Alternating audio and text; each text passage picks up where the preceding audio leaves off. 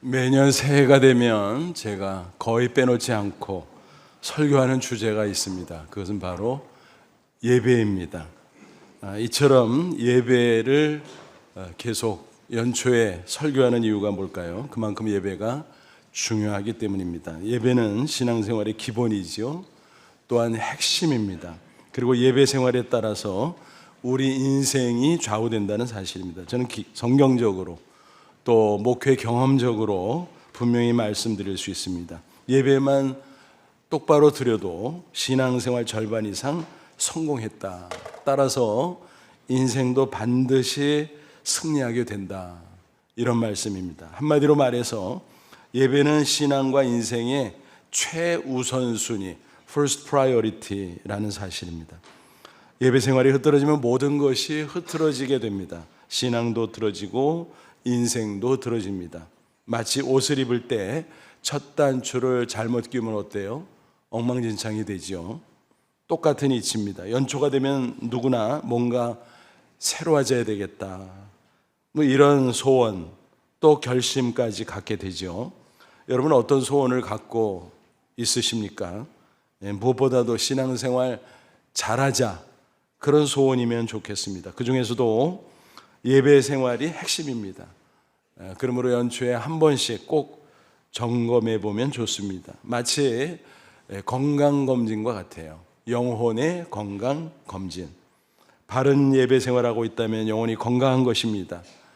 반대로 예배 생활이 흐트러져 있다면 영혼이 이미 병든 것입니다. 아무쪼록 이 시간 말씀을 통해서 각자 자신의 예배 생활을 돌아볼 수 있기를 바랍니다. 그래서 참 예배자로 다시 세워져서 예배의 감격을 회복하고 풍성한 축복을 경험하는 저와 여러분 다 되시기를 주님의 이름으로 축원합니다. 먼저 예배 중요성을 좀 더 구체적으로 살펴보죠. 예배는 한마디로 말해서 인생의 존재 이유 그 자체인 것입니다. 예배를 영어로 뭐라 그래요? worship. 이 단어가 형성된 기원이 있어요. 합성어인데 worth라는 단어와 ship이라는 단어. worth라는 단어는 가치 있는 그런 뜻입니다. ship은 신분, 자격 이런 뜻입니다. 이 두 말이 합쳐진 합성어입니다. 그러니까 전능하신 하나님께 최상의 가치를 돌려드리는 행위, 그게 바로 예배인 것입니다. 쉽게 말하면 하나님을 최고로 높여드리는 것이 예배라는 것입니다. 인간 편에서는 반대로 뭐예요? 자기 자신을 최대로 하나님 앞에서 낮추는 것입니다. 그래서 성경 원어 헬라어로 예배한다는 말이 프로스퀴네오라는 단어인데 무슨 뜻인가 하면 몸을 굽히다. 몸을 굽힌다는 것입니다. 그와 같이 자기 자신을 한껏 낮추고 하나님을 높여드리는 것입니다. 이처럼 인간이 하나님 앞에 예배해야 되는 이유는 과연 무엇일까요? 첫째는 예배야말로 창조의 목적 그 자체이기 때문에 그렇습니다. 당연히 예배가 중요할 수밖에 없지요. 이사야 43장 21절 보면 이런 말씀을 하셨어요. 이 백성은 내가 나를 위하여 지었나니 나의 찬송을 부르게 하려 함이니라. 혹자는 하나님이 우리 인간을 왜 창조하셨을까? 그거에 축복하려고. 아닙니다. 축복은 부산물일 뿐이지 정말 중요한 핵심 목적은 우리로 찬송케 하기 위함이다. 뭐예요? 하나님께 예배하는 것을 가리킵니다. 그러니까 예배자가 되게 하는 것, 그게 창조의 목적이라는 뜻입니다. 여러분 인생이 왜 망가질까요? 왜 불행해지는 걸까요? 창조의 목적이 참 예배자로 살아가지 않기 때문입니다. 내 마음대로, 내 멋대로, 내 영광을 위하여 내 잘난 맛에 살아가면 자기가 열심히 자기 마음대로 살아가니까 잘 될 것 같죠. 그런데 전혀 그렇지 않습니다. 마치 이와 같은 거예요. 어떤 제품을 구입하면 어때요? 매뉴얼이 따라오죠. 그대로 따르면 최상의 상태로 사용할 수가 있을 것입니다. 반대로 제멋대로 하면 작동하지 않거나 금세 고장을 내거나 그렇습니다. 그러므로 매뉴얼대로 제품 사용 설명서 그대로 사용해야 되는 것입니다. 그럴 때 비로소 오래오래 가장 좋은 모습으로 사용할 수 있는 것입니다. 우리 인생도 마찬가지라는 것입니다. 하나님의 창조 목적대로 살면 저절로 행복해질 수가 있습니다. 평안과 기쁨으로 가득할 수 있습니다. 그런데 안타깝게도 인간이 하나님을 배반하고 하나님께 예배하는 대신 자기 자신을 높이고 영광을 가로채려고 했습니다. 창세기 3장에는 인간 타락 사건에 여실히 나타나 있죠. 하나님께서 선악과를 통해서 하나님과 인간관계를 규정하셨어요. 하나님의 말씀에 순종하고 하나님을 경외하고 하나님을 예배하는 자가 되라는 말씀이었습니다. 그런데 사탄이 유혹을 했죠. 여자에게. 그리고 또 이어서 여자는 남자에게. 그 유혹이 어떤 내용이었습니까? 이 선악과를 따먹으면 하나님과 같아져. 여러분, 피조물이 창조주 하나님과 같아질 수 있습니까? 그거는 불가능이죠. 절대 불가능이죠. 그 새빨간 거짓말에 인간이 넘어간 것입니다. 왜요? 그 마음속의 동기가 하나님과 같아지려고. 그 말은 달리 말하면 하나님께 예배하는 것을 거부한 것입니다. 여기서 모든 비극이 비롯됐습니다. 그러니까 예배자의 위치를 벗어났다라는 것입니다. 그래서 생명과 축복의 길 대신에 사망과 저주의 길을 가게 됐다라는 것입니다. 이렇게 비참해진 인간, 다행히 하나님께서 구원하세요. 그 목적 역시 예배라는 사실입니다. 하나님은 비극 가운데 빠진 인간을 불쌍히 여기시고 그래서 예수님을 구주로 보내주셨어요. 예수님이 이 땅에 오셔서 십자가를 치심 그리고 부활하신 거예요. 우리 인간의 죄를 담당해 준 것입니다. 그래서 영원한 사망에서 구원해 주기 위함입니다. 그 목적이 바로 예배자로 회복시키기 위함이다라는 것입니다. 그러니까 창조의 목적도 예배, 구원의 목적도 예배네 맞습니다. 그래서 바울은 에베소 1장 5절 6절 증거합니다. 그 기쁘신 뜻대로 우리를 예정하사 예수 그리스도로 말미암아 자기 아들들 자녀가 되게 하셨으니 이는 그 사랑하신 자 예수 안에서 우리에게 거저 주시는 바 그 은혜의 영광을 찬미하게 하려는 것이다. 그래서 예수 그리스도를 통해서 구원하신 그 놀라운 은혜, 그 영광을 찬미하도록 구원했다라는 거지요. 그러니까 뭐예요? 영광을 찬미한다는 그게 예배지요. 아, 그렇구나. 우리를 구원하신 목적도 우리를 예배자로 세우기 위함이구나 하는 걸 알 수 있죠. 그러므로 구원받은 성도는 예배를 최우선순위로 삼아야 하는 것입니다. 이 세상 살 동안은 물론이고 장차 천국에 들어간 이후에도 예배는 영원하고 예배가 가장 중요한 것입니다. 계시록 곳곳에 나옵니다만 특별히 7장 9절 이하를 보면 하나님 보좌 앞에 흰옷 입은 성도들이 모여있는 장면이 기록되어 있죠. 천국에 올라 하나님 보좌 앞에 그리고 어린 양 예수 앞에 찬송과 영광을 돌려드리는 성도들의 모습, 그게 바로 예배의 광경이다라는 것입니다. 지극한 기쁨으로 예배하는 그 멋진 모습, 그것이 영원 무궁할 것이다. 성경은 그렇게 증거하고 있습니다. 예배가 이렇게 중요하기에 교회의 사명들 가운데서도 예배가 단연 으뜸입니다. 우리 교회가 선교를 많이 강조하고 있습니다만 예배가 더 중요합니다. 따지고 보면 선교도 예배를 위한 것이죠. 하나님을 모르는 채 우상에 예배하는 자들에게 복음을 전해서 그들로 예수님을 통해서 하나님을 알고 하나님께 예배하도록 하는 활동이 바로 선교 아니겠습니까? 아, 그렇구나. 선교의 궁극적 목적도 예배네. 맞습니다. 미국의 유명한 존 파이퍼 목사, 그는 평소에 선교를 굉장히 강조하는 분입니다. 그럼에도 불구하고 그는 이렇게 말했습니다. 선교는 교회의 궁극적인 목표가 아니다. 예배가 그 목표다. 예배가 없기 때문에 선교가 필요한 것이다. 궁극적인 목표는 선교가 아니라 예배다. 그렇습니다. 선교는 예배가 없는 곳에 예배가 있게 하는 것입니다. 그러니까 선교보다 예배가 더 중요한 겁니다. 그러므로 예배의 중요성을 재인식함으로 참 예배자로 회복되고 굳게 세워지는 저와 여러분 되시기를 주님의 이름으로 축원합니다. 본문을 보면 예수님께서 이렇게 중요한 예배의 방법을 설명해 주셨어요. 이렇게 예배하라라는 것입니다. 예수님이 여행 중에 사마리아를 들르셨죠. 우물가에 가 계셨어요. 그때 우물가에 나왔던 사마리아 여인과 마주치죠. 그 여인은 어떤 사람이었습니까? 과거가 있었어요. 5번 결혼하고 실패하고 지금은 한 남자와 동거 중이었습니다. 그래서 동네 창피해서 마을 사람들이 나오지 않는 한낮 정오, 그때는 대개 낮잠 혹은 휴식 시간이거든요. 그때 사람의 인적이 드문 틈을 타서 우물가로 나왔습니다. 왜냐하면 물을 길어 가야 마시고 살잖아요. 근데 예수님과 딱 마주쳤어요. 예수님은 그 여인과 대화를 하면서 말씀하셨습니다. 이 우물물 마셔야지.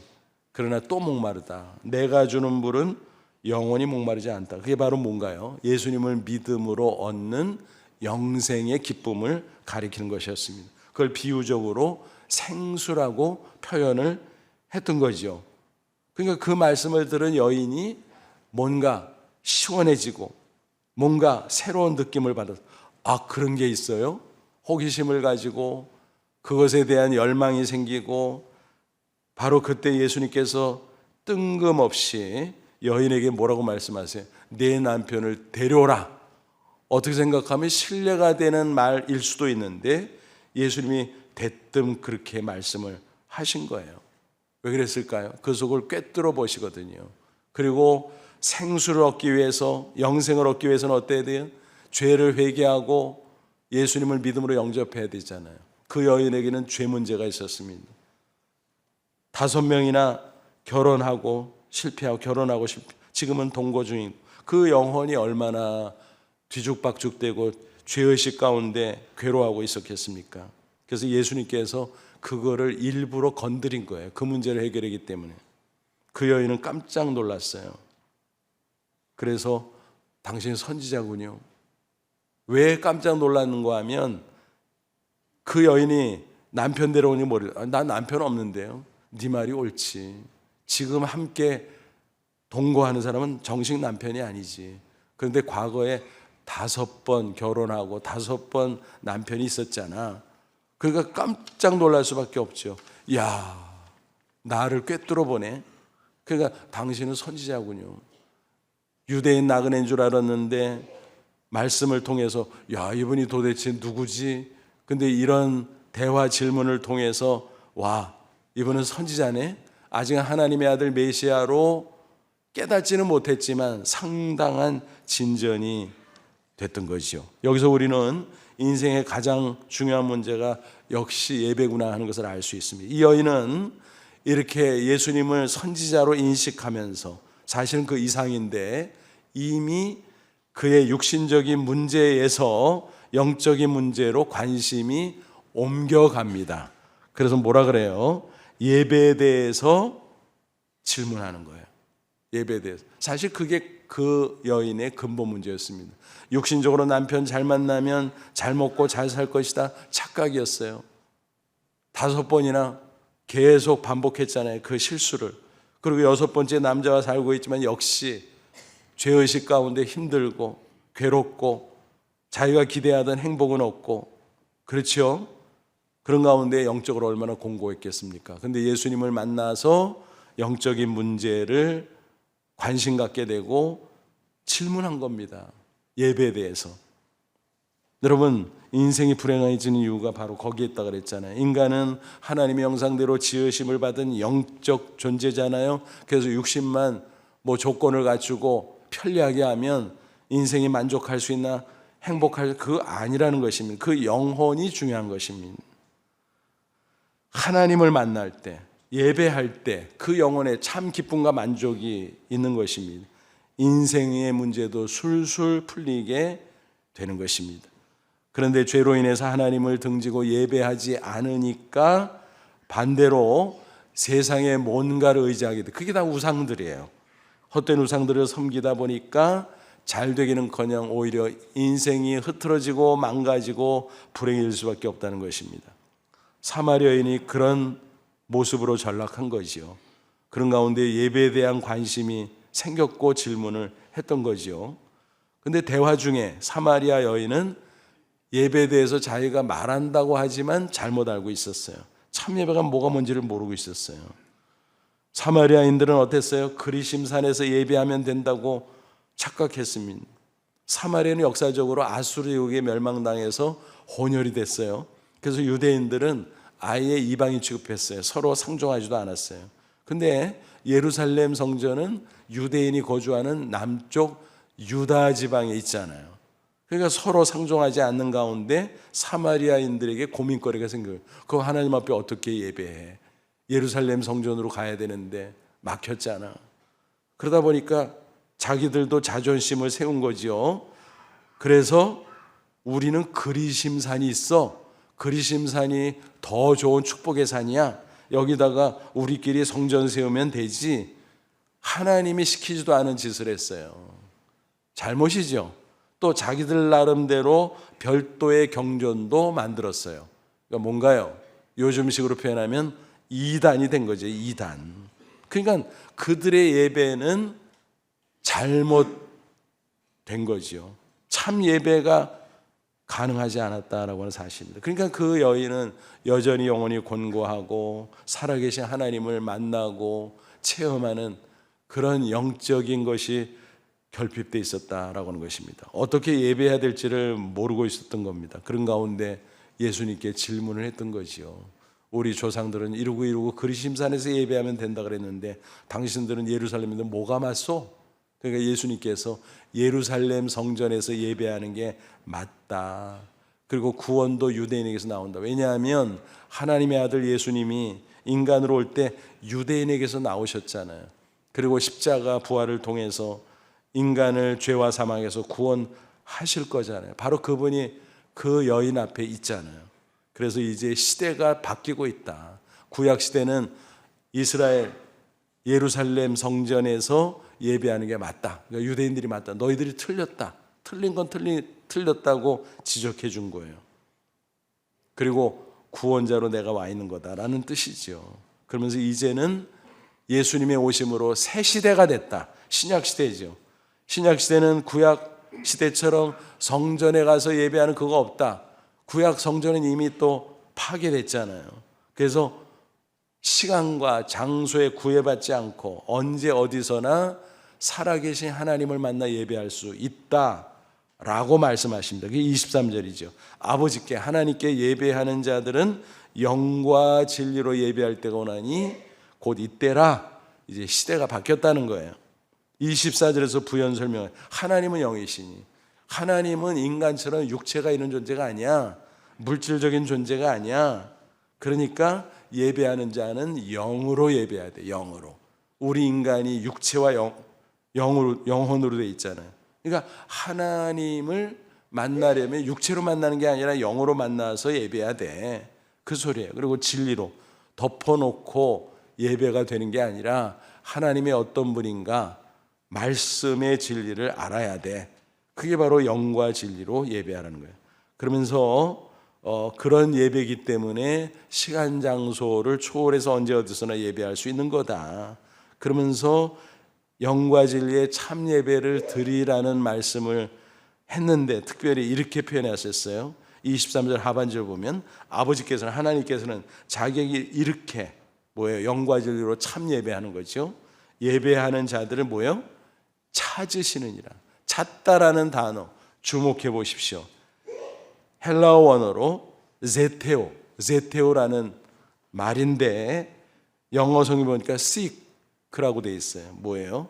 찾다, 추구하다, 더 나아가서 열망하다 그런 뜻을 가지고 있습니다. 그러니까 뭐예요? 제테오. 그래서 저는 이 단어를 읽을 때마다 우리말 애타다, 애태워 비슷한 느낌 이상하게 그렇게 들어요 항상. 근데 뜻이 정말 그래요.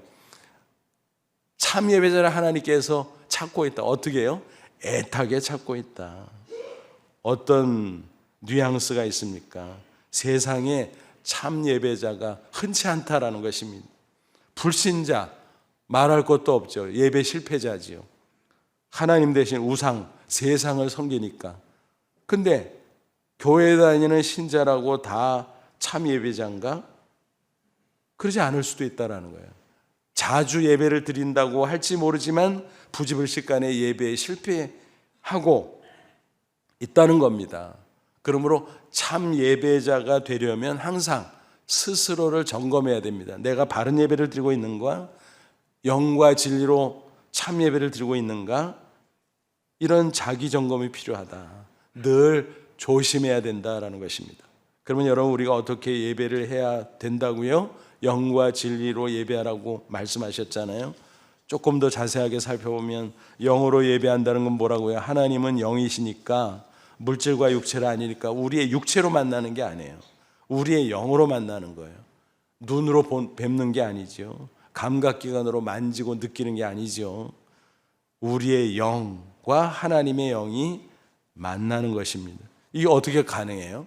우리의 영, 우리 눈에도 안 보이는데, 하나님, 영이신 하나님 더더욱 눈에 안 보이는데 이게 어떻게 만나? 바로 성령의 도우심으로만 가능하다라는 것입니다. 성령이 함께할 때 우리의 영을 깨워 영이신 하나님을 만나고 접촉하고 체험하고 그렇게 해준다라는 것입니다. 그렇습니다.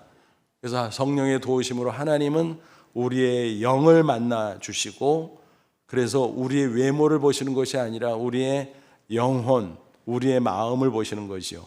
그래서 잠언 23장 26절 보니까 이런 말씀이 나와요. 내 아들아, 내 마음을 주며. 뭐를 달라고요? 마음을 달라. 그래서 구약 성경 보면 이스라엘의 타락상 가운데 예배 타락을 말씀하셨어요. 뭘 지적합니까? 그들은 때가 되면, 안식일이나 절기 때가 되면 꼬박꼬박 짐승 제물을 가지고 온 거예요. 그죠? 근데 마음이 담겨 있질 않아. 심지어는 아까우니까 다리 저는 거, 눈 먼 거, 뭐 이런 짐승들, 그건 시장에 내놔도 안 팔리는 거, 그런 거를 슬쩍 가져다가 하나님 앞에 제물이라고 내놨어요. 하나님이 그걸 몰라요? 야, 이 녀석들아, 네 마음을 봐라. 네 마음. 네 마음이 나에게 있냐? 없다. 진짜 예배는 나에게 마음을 주는 거다 라고 지적하시고 책망하셨습니다. 그러니까 하나님이 우리에게 기대하는 것은 참 마음을 담은 예배라는 것입니다. 이 참 마음이 없으면 어떤 예배 순서도 무익해지는 것입니다. 예배는 하나님과 영적 만남이라 그랬잖아요. 하나님의 임재를 느껴야 되잖아요. 그럴 때 예배가 비로소 시작되는 것입니다. 기도 시간, 찬양 시간, 설교 시간, 봉헌 시간, 항상 하나님의 임재를 우리가 느낄 수 있어야 예배가 가능하다는 것입니다. 마치 우리 앞에 하나님이 서 계신 것처럼, 육체가 아니니까 서 계신다고 표현할 수는 없지만 우리가 사람과 사람 마주하는 것처럼 그렇게 생생하게 느끼면서 영으로 예배해야 된다는 것입니다. 그렇게 하면 당연히 어때요? 마음이 집중되겠죠. 형식적으로, 건성으로 드리는 것을 피할 수가 있습니다. 그런데 우리가 예배를 자주 드리고 형식에 익숙해지다 보니까 자칫 매너리즘에 빠지는 경우도 있다라는 것입니다. 그러다 보면 형식은 멀쩡해요.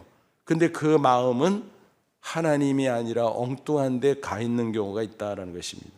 몸은 예배당에 와 있는데 마음은 외출하는 거예요. 여기저기 다니다가 예배 시간 끝날 때쯤 돌아오는 그런 경우도 없지 않다라고 하는 것입니다. 그래서 그렇게 되지 않도록 영으로 하나님을 만나고 하나님께 집중해서 예배되기 때문에, 내 마음을 드려야 되기 때문에 마음이 흐트러지지 않도록 위해서 기도 준비가 필요한 것입니다. 그래서 사실은 주일 예배라도 토요일부터 기도로 예배를 준비해야 되는 것입니다. 그래서 토요일을 예비일이라 그래요. 주일은 예배일, 토요일은 예비일. 그래서 토요일은 무조건 풀어줘서 노는 것이 아니라 휴식하고 나름대로 시간을 잘 보내지만, 그러나 꼭 기도로 주일 예배를 준비해야 된다라는 것입니다. 그럴 때 성령께서 우리 마음을 붙잡아 주시고 집중하도록 할 겁니다. 오직 하나님만 바라보고 오직 하나님께 예배할 수 있도록 도와주시는 것입니다. 또 예수님 뭐라 그랬어요? 진리로 예배하라. 덮어놓고 뭣도 모르고 건성으로 예배드리지 마라. 알고 드려라. 하나님이 어떤 분인가? 또 예수님을 통해서 하나님을 정확하게 만나고 그렇게 예배드려요. 그게 진리로 예배하라는 것입니다. 막연하게 우상 숭배자들처럼 지성이면 감천식으로 정화수 떠놓고 빌듯이 무조건 예배 형식만 갖추고 그것만 반복하면 은혜를 받겠지, 축복을 받겠지 생각한다면 그것은 착각이라는 것입니다. 진리는 뭡니까? 하나님의 말씀이지요. 그래서 말씀이 있는 예배가 되어야 된다. 그래서 말씀을 듣고 깨닫고 하나님에 대해서 잘 알아야 하나님을 만나고 하나님께 예배가 가능하다라는 것입니다. 그래서 전도서 5장 1절에서 뭐라고 말씀합니까? 가까이하여 말씀을 듣는 것이 우매한 자들이 제물 드리는 것보다 낫다. 우매한 자의 제물이 뭐야? 아까 말했잖아요. 형식적으로 겉으로는 짐승 제물을 갖다 바쳤다 이 말이에요. 구약 이스라엘 백성들이. 근데 마음도 빠져 있고 진리 하나님의 말씀도 빠져 있고, 그러니까 하나님께서 야 너희들은 성전 마당만 밟냐? 너희들 오는 거 나 싫어. 내가 성전 문 닫아 놓을게. 오지 마. 심지어는 거절을 하시는 지경에 이르게 됐다라는 것입니다. 그러므로 말씀을 듣는 시간 특히 집중을 잘해야 됩니다. 그런데 설교 시간에 마음이 흐트러지기 쉽죠. 그렇지 않아요? 번잡하 기도로 잘 준비하지만 마음이 안정되지 않아서 집에 있는 일, 직장에 있는 일, 여기저기 있는 일, 그리로 신경이 자꾸 써지고 마음이 자꾸 그리로 갈라질 수가 있다는 것입니다. 그래서 아까 말씀드린 것처럼 예배를 위한 기도 준비가 중요하다는 거예요. 또 가만히 앉았다 보니까 노곤해지잖아요. 그러다 보면 졸음이 올 수도 있죠. 물론 사람이 육체를 가지고 있기 때문에 피곤한 상황이라면 뭐 그럴 수 있어요. 하지만 그것이 습관으로 굳어진다면 그거는 영적으로 큰 손해를 보는 것이고, 심하게 말하면 신앙의 병을 앓고 있다라고 말해도 과언이 아닙니다. 그래서 벗어나야 됩니다. 어느 교회에서 이런 일이 있었습니다. 부흥사경회가 열렸는데 강사 목사님이 얼마나 열심히 설교를 하는지 몰랐어요. 게다가 그분은 익살꾼이야. 제담을 하는데 얼마나 재미있게 집회를 인도하는지 몰랐어요. 그런데 한 사람이 졸고 있는 거예요. 대놓고. 근데 그 목사님 눈에 자꾸 들어오는 거예요. 그러니까 신경이 써지죠. 아니 내가 이렇게 열심히 설교하는데, 내가 재미있는 얘기 섞어가면서 집회를 인도하는데 저 사람이 왜 저러지? 첫 번째 시간, 두 번째 시간, 세 번째 시간. 그래서 담임 목사님한테 넌지시 이렇게 거기에 앉아있는 분, 그분 왜 그러세요? 혹시 몸이 아픈 분이에요? 아니요, 건강한데요. 담임 목사님이 민망해서 송구스러웠습니다. 아 그래요? 근데 왜 그러지? 그 다음에도 보니까 똑같은 거예요. 근데 이 목사님이 익살꾼이라 그랬잖아요.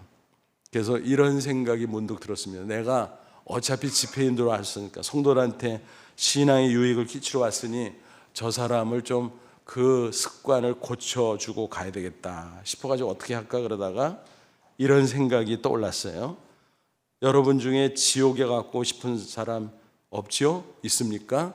있다면 모두 일어나세요. 근데 앞에 거는 작은 목소리로 하고 뒤에 모두 일어나세요. 이거를 크게 했습니다. 그랬더니 그 사람이 깜짝 놀라서 벌떡 일어난 거예요. 혼자서. 그러니까 다른 사람들이 얼마나 까르르하고 웃었겠습니까? 그죠? 나중에 사태를 파악하고 그 사람의 얼굴이 새빨개진 거죠. 그리고 제자리에 앉았습니다. 얼마나 부끄러웠을까요?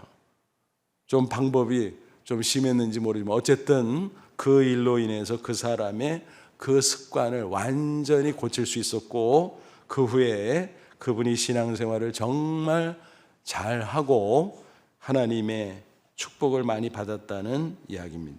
여러분, 비단 설교 순서만이 아니죠. 모든 순서에 집중해야 됩니다.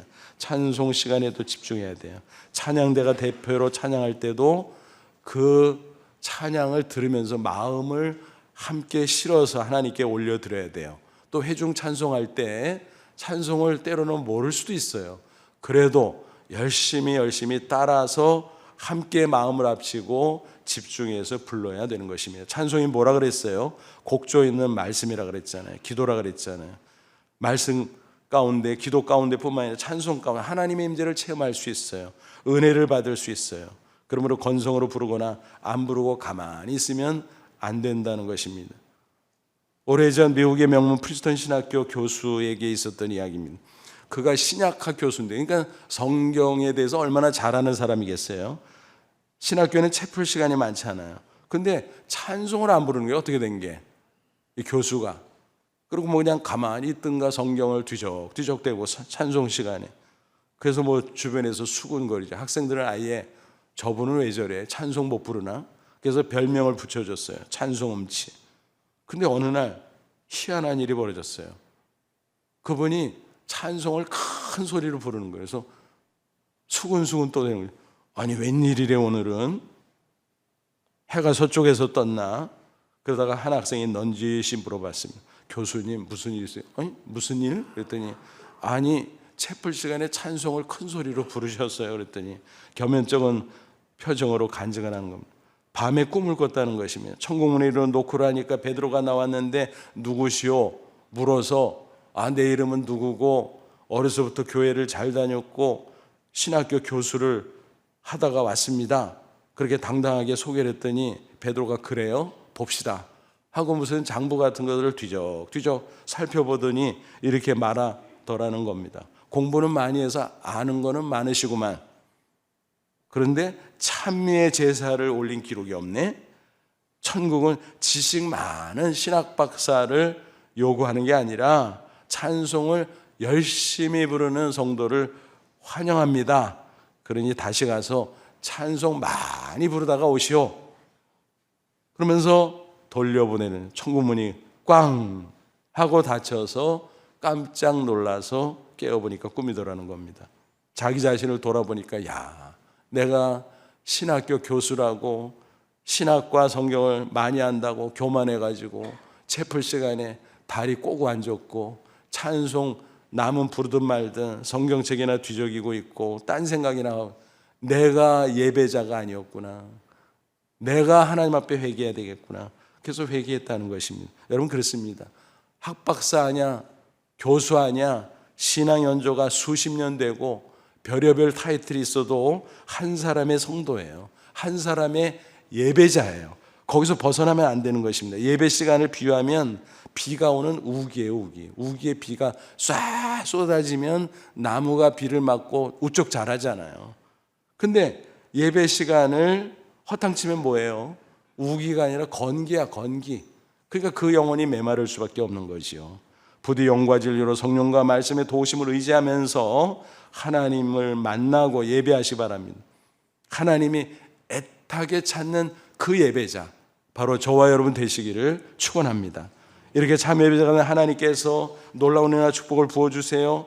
예배는 당연히 우리가 해야 될 피조물로서 구원받은 성도로서 의무지만 하나님께서 기뻐하시고 우리에게 놀라운 은혜와 축복을 부어주신다는 사실입니다. 이런 책이 있었지요. 칭찬은 고래도 춤추게 한다. 그 말을 사용하면 이렇게 표현할 수 있어요. 예배는 하나님을 춤추게 한다. 하나님이 기뻐한다는 거예요. 참 예배자는. 예배를 드려도 먼저 우리 영혼이 은혜를 받게 되죠. 그 은혜가 우리 인생 전반으로 흘러넘치게 됩니다. 그게 축복이죠. 예배는 우리를 축복하되 영육간에 승리를 가져다 줍니다. 사무엘상 2장 30절 나를 존중히 여기는 자를 내가 존중히 여기고 나를 멸시하는 자를 내가 경멸하리라. 여러분 하나님을 존중하는 게 예배잖아요. 그런 사람은 하나님이 존중하면 놀라운 은혜와 축복이 주어지는 것은 당연지사죠. 반대로 하나님을 멸시하는 자가 뭐예요? 예배 실패자. 그 하나님 멸시하면 인생 끝나는 거죠. 여러분 꼭 기억하십시오. 예배에서 승리하면 인생에도 승리하는 줄로 믿습니다. 반대로 예배에서 실패하면 인생도 실패한다는 사실입니다. 공식이에요, 공식. 요한 3서 2절 살아가는 자의 내 영혼이 잘된 같이 내가 범사에서 강건하길 내가 강구하노라. 이거는 기도문이면서 동시에 영적인 공식, 인생의 공식이라 그랬잖아요. 어떤 사람의 영혼이 잘 돼요? 예배 승리하면. 은혜를 받으니까 영혼이 건강하고 잘 되는 거예요. 그러면 범사가 잘 되고 강건하고 하나님의 축복으로 이어지게 된다라는 것입니다. 본문에 나오는 사마리아 여인을 보십시오. 나중에 예수님이 하나님의 아들 메시아임을 깨닫게 됐잖아요. 예수님이 직접 확인까지 해주셨잖아요. 너무 기뻤어요. 물동이를 던져두고 마을로 갑니다. 피해 다녔던 마을 사람들 오히려 찾아가서 전도했지요. 그들도 예수님에게 나와 예수 믿고 구원받는 놀라운 역사가 있었습니다. 그동안 그렇게 육신을 위해서 살아서 아무런 행복도 느끼지 못했지만 예수님을 통해서 진리를 깨닫고 참 예배자로 거듭나니까 그는 너무너무 기뻤어요. 그 후에 어떻게 됐을까? 성경은 거기서 끝나기 때문에 궁금하지만 상상할 수밖에 없어요. 그래서 가끔 그럴 때가 있어요. 아유, 좀 후편 좀 있으면 좋겠다. 사마리아 여인 후편. 근데 성경은 나오지 않습니다. 그래서 충분히 상상할 수 있잖아요. 그 인생이 완전히 달라졌을 거예요. 축복의 사람이 됐을 거예요. 그렇습니다. 영원히 기쁨으로 충만해지면 하는 일도 술술 풀립니다. 대인관계도 좋아지고 일의 능률도 좋아지고 무엇보다 하나님이 도와주세요, 함께 하세요, 능력의 역사가 나타나요. 고난이 닥치더라도 결국은 당당하게 극복하고 더 큰 축복으로 나아갈 수 있는 것입니다. 한 번은 일산에 있는 모 교회 새벽 예배 설교 요청을 받고 갔어요. 거기는 새벽 집회를 하더라고요. 근데 찬양 인도자가 알고 보니까 장로님이야. 어휴, 이 교회는 특이하네. 보통 젊은 교육자나 찬양 사역자가 하는데 장로님?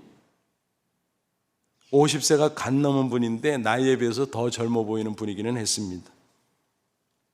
이제 집회 끝나고 담임 목사님, 저 그리고 그 장로님 셋이서 아침 식사를 하게 됐어요. 그러면서 이런저런 대화를 하다가 그분의 간증을 들었는데 그분이 찬양 인도자가 된 사연이 이랬습니다. 청년 시절 너무 찬양을 하고 싶었다는 겁니다. 근데 목소리는 큰데 음정을 잘 맞추지를 못해. 그래서 찬양팀에 끼워달라고 해서 끼워주면은 실수가 빈발해서 쫓겨나가고, 그래도 계속 절치부심하면서 연습하고 기도하는. 그런데 하나님께서 찬양의 은사를 주셨어요.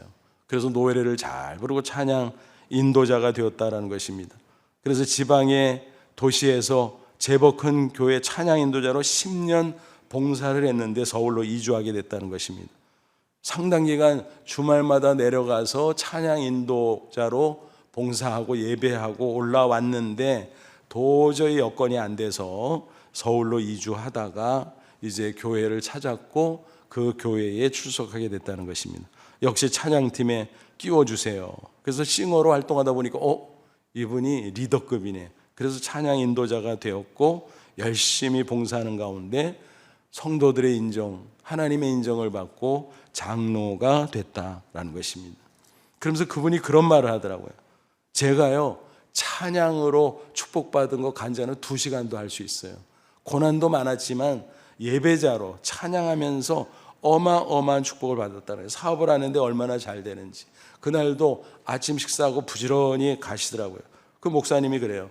아유, 저 장로님 지금 드론 회사, 요즘 드론이 뜨잖아요. 드론 회사 M&A 하러 가는 거예요 지금. 그러더라고요. 여러분, 참 예배자를 하나님께서 이렇게 기뻐하는 줄로 믿습니다. 새해를 시작하면서 무엇보다 예배 생활 꼭 점검해 볼 수 있기를 바랍니다. 나는 예배를 정말 최우선순위로 여기고 있는가? 주일 빼먹지 않고 잘 지키고 있는가? 영과 진리로 예배하는가? 예배 가운데 살아계신 하나님의 임재를 체험하고 있는가? 예배 감격과 기쁨이 있는가? 이 질문에 모두 예라고 대답할 수 있기를 바랍니다. 하나님은 지금도 참 예배자를 애타게 찾고 계십니다. 그만큼 참 예배자가 되는 게 쉽지 않다는 것입니다. 아무쪼록 참 예배자가 되어 하나님을 기쁘시게 해드리고 영혼이 잘 되고 범사가 잘 되고 강건한 삶으로 승리의 인생 사시기를 주님의 이름으로 축원합니다. 기도하겠습니다. 이 말씀 붙잡고 기도하자. 하나님, 그렇습니다. 우리를 창조하신 목적도 구원하신 목적도 예배인데 우리가 참 예배자가 되길 원합니다. 번번이 예배 실패자가 되지 않도록 성령 충만하게 하시고 말씀 충만하게 하시고 집중해서 마음을 드리고 정성을 드리고 최선을 다해 참 예배자로 살아가는 저희들, 그래서 하나님을 기쁘시게 하고 하나님의 은혜가 흘러넘쳐 그것이 삶의 축복으로 이어지게 하옵소서. 우리 다 같이 간절한 마음으로 잠시 기도합니다. 하나님 아버지 은혜와 사랑을 진심으로 감사합니다. 이 시간 주의 말씀으로 격려하시고 깨우쳐 주심을 감사합니다. 예배자로 우리를 창조하시고 구원했사오니 참 예배자가 되길 원합니다. 우리의 영을 깨워주옵소서. 성령 충만하게 하옵소서. 원리로 진리로 깨닫게 하옵소서. 그래서 영과 진리로 또 성령과 말씀으로 참 예배 드리는 저희들이 될 수 있도록, 그래서 은혜를 체험하고 하나님의 축복을 경험하는 진정한 승리의 인생 될 수 있도록 역사해 주시옵소서. 예수님의 이름으로 기도합나이다. 아멘.